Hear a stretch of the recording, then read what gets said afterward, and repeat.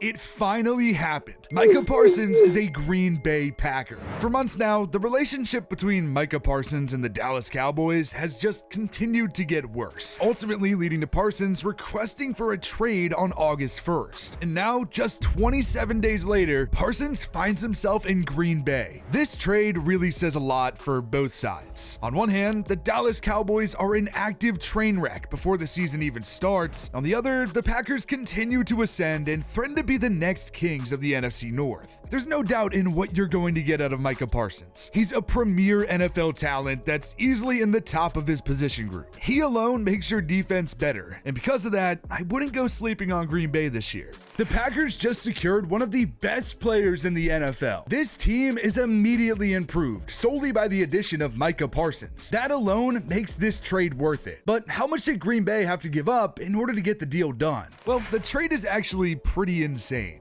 In return for sending Parsons to Green Bay, Dallas now receives defensive tackle Kenny Clark and 2 first-round picks. Not only that, but Green Bay immediately signed Parsons to a 4-year, $188 million extension, with $136 million of that being guaranteed, making him the highest-paid non-quarterback in NFL history. That's a well-deserved title for a guy who has smashed expectations in the league, even for a guy with already high expectations who was drafted 12th overall. He's dominated at every level possible, and it hasn't mattered the position. Parsons immediately impressed everyone from the second he stepped foot onto an NFL field, and it actually came at defensive end. Parsons did play defensive end in high school at Harrisburg in Pennsylvania, but then when he went to Penn State, they moved him to middle linebacker. The Cowboys decided to move him back to D-end, mainly because DeMarcus Lawrence broke his foot, but it's safe to say that it's worked out and has stuck since. Parsons immediately looked like a seasoned vet from the moment he landed in the NFL. He had 84 tackles, 13 sacks, 20 tackles for a loss, 3 forced fumbles, and 4 passes defended. He was the unanimous Defensive Rookie of the Year, a first-team All-Pro, and made his first of 4 straight Pro Bowls. He was the NFC Defensive Player of the Week in Week 8 and had a stretch of at least 1 sack in 6 straight games. Again, all as a rookie. He was incredible and was ranked 16th on the NFL Top 100 Players of 2022. The question then became whether or not he could keep it up and be a consistent All-Pro guy. And he's done just that. In 2022, he had 65 tackles, 13.5 sacks, 15.5 tackles for a loss, 4 forced fumbles, 3 fumble recoveries, and 3 passes defended. Parsons was the Week 5 NFC Defensive Player of the Week and had 6 games with 2 sacks. He was a first-team All-Pro again and moved up to 9th on the NFL Top 100 Players of 2023. Safe to say that he proved he could play at a high level again, and he continued to ball in 2023 too. He was a second-team All-Pro, was the NFC Defensive Player of the Week in Week 2, and was ranked 17th on the NFL Top 100 Players of 2024. He recorded 64 tackles, 14 sacks, 18 tackles for a loss, a forced fumble, a fumble recovery, and 2 passes defended. The Cowboys did end up picking up his 5th-year option after the season. Parsons had stayed healthy every single year, but last season that changed a little bit. He missed 4 games with a high ankle sprain, but he still had good numbers: 43 tackles, 12 sacks, 2 forced fumbles, and a pass defended. Clearly, Parsons has the track record to be able to warrant that type of trade value and the contract that followed soon after. Green Bay is obviously going all in on trying to become a true contender this year, and frankly, I believe they have the pieces to do it. The Green Bay Packers are absolutely poised to give the Lions a run for their money at the NFC North crown. They actually play each other Week 1, so that could be a really fun game to watch just to see how this season can shake out in that division. Matt LaFleur really has done a great job building this team. Quarterback Jordan Love looks every bit the part of a franchise quarterback that they thought he could be back when they drafted him 26th overall in 2020. Last year was a bit of a step back for him from his 2023 campaign as he played in 2 less games, but he was still good. Love passed for 3,389 yards, 25 touchdowns, and 11 interceptions. Love is far from the concern on the offensive side of the ball. That would come at wide receiver. The Packers are one of those teams that many people consider to not really have a true wide receiver 1, and they've gone by much more of a by-committee approach there in recent years. But with that being said, the leading receiver last season was Jaden Reed, a Packers 2nd-round pick in 2023. He had 55 receptions for 857 yards and 6 touchdowns. Reed is a very good, capable wide receiver, but he's far from what many consider to be a true wide receiver 1. Then after him, it's probably Romeo Doubs. In 2024, he had 601 yards on 46 receptions with 4 touchdowns. Then probably one of the biggest names that fans are going going to be watching this year is rookie Matthew Golden, who Green Bay selected 23rd overall in the 2025 NFL Draft. Golden absolutely has the talent to take the crown as the Packers' new wide receiver one, but it's all going to come down to love. Golden was a dog at Texas, where he really broke out after 2 seasons at Houston. As a junior, Golden had 987 yards and 9 touchdowns on 58 receptions, where he helped the Longhorns make the college football playoff semifinal. He can truly be a difference maker on this offense that doesn't exactly have a surefire number 1 guy. Christian Watson is another big name on the team that I feel like I have to bring up. He was taken in the 2nd round in 2022, 34th overall. He's been decent and was the 2nd leading receiver in terms of yards last year with 620 and 2 touchdowns on 29 receptions, but he's going to start the year on the PUP list, so don't expect to see him until at least week 4. Outside of that, the rest of the weapons on the team are still pretty solid. Running back Josh Jacobs leads the charge in the backfield, followed up by Emmanuel Wilson and Chris Brooks, both who were brought in last year. Then at tight end, Tucker Kraft is a dog. He actually had the 2nd most receiving yards on the team last year behind Reed, with 707 yards and 7 touchdowns on 50 receptions. Clearly, he was one of Love's favorite targets. Then probably the only other notable guy to bring up is Luke Musgrave, who wasn't very active last season, but was pretty good in 2023, and if healthy, can definitely be another option. As for the offensive line, it's likely a top 10 unit and should do a pretty good job protecting Jordan Love. The offense looks solid and promising if things can go right, but it's really the defensive side of the ball that I believe is going to be talked about all season long. Micah Parsons immediately raises the bar for this unit, even before learning the playbook. He will be a consistent impact player, and luckily for Green Bay, he's not the only one. Parsons will line up opposite of Rashawn Gary, who Green Bay drafted 12th overall back in 2019. Gary is a very good, impactful edge rusher, but he doesn't exactly break into that tier of elite. With that being said, he is still great at getting consistent pressure and is very good against the run too. I mean, after all, there is a reason that he was just named to his first Pro Bowl last year. Then on the interior of the line, there's Devontae Wyatt, a 2022 first rounder, and Carl Brooks, a 2023 6th rounder, to round out the starters up front. Another important name though, past the starters, that I feel like I have to include is 2023 13th overall pick Lucas Van Ness. He is a super physically gifted guy, but he's obviously still really raw. If he can continue to develop, he could end up being a serious impact player for Green Bay moving forward. Then at linebacker, there's Quay Walker, who the Packers drafted 22nd overall back in 2022. Walker, in terms of athleticism, is elite, but hasn't exactly lived up to expectations thus far in his time in the NFL. Although to his credit, he does still show plenty of promise. Then at middle linebacker is Edgerrin Cooper, a 2022 2nd rounder, and opposite of Walker is Isaiah McDuffie, a 2021 6th round pick. In the secondary, Xavier McKinney starts at safety after coming over after his time in New York. Next to him at safety will be Evan Williams, a 2024 4th round pick out of Fresno State. Then Keyshawn Nixon and Nate Hobbs at corner, and Carrington Valentine at nickel round out the rest of that group. It's obvious that Green Bay is a good team that's poised to take a leap in 2025. They have only continued to add and improve to a roster that already went 11-6 last year. This very well could be the chance the Packers have been waiting for, but unfortunately for them, it's gonna come in one of the most competitive divisions in football. Regardless, I would be feeling pretty good myself if I were a Packer fan. Now for Cowboys fans, not so much. The Dallas Cowboys are slowly turning themselves into more of a meme than they already are, and frankly, that's pretty hard to do. Jerry Jones now looks like an absolute clown, and that will only worsen if Parsons has an even average season in Green Bay. There have been a lot of different times in recent memory where the Cowboys have had to pay their stars, and they usually have. Dak Prescott went through it twice, CeeDee Lamb went through it last year, there was even Ezekiel Elliott who had a big blow up, and Zach Martin too, but they all got paid. So this whole having to pay our stars thing isn't exactly new territory for the Cowboys, but a trade request was definitely new. That hadn't actually happened before, and made it feel like it was much more of an extreme situation. And turns out it was. Dallas and Micah couldn't come to terms on a new deal, and Jerry Jones had a massive play in that. We can only speculate from the outside looking in, but it feels like Micah wanted to stay as a Cowboy. Literally in February, Micah was quoted saying that he wanted to be a Cowboy for life. So I can only imagine that maybe Micah would have returned for even less money if Jones didn't actively try to bash him and question his reliability in the media and then turn around and play the victim the whole time. Regardless, the Cowboys find themselves with one less star player on the team.